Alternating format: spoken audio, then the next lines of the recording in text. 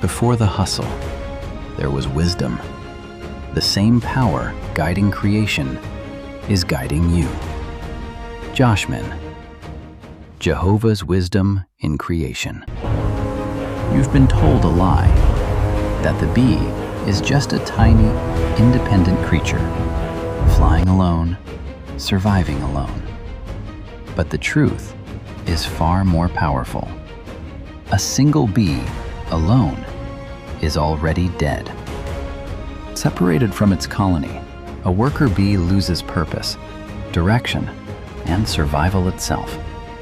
Because a hive is not a group of insects. It is one living system, a superorganism. Thousands of bodies, but one mind, one mission. During extreme heat waves, when temperatures rise beyond survival limits, an individual bee perishes within minutes. But inside the hive, they endure, they adapt, they survive. Together, they build perfection. The honeycomb, a structure so precise it uses the least material for maximum strength. No waste, no error, only unity. And when invaders attack, they become a weapon.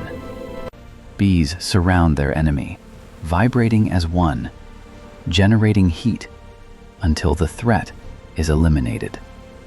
A living furnace, powered by unity.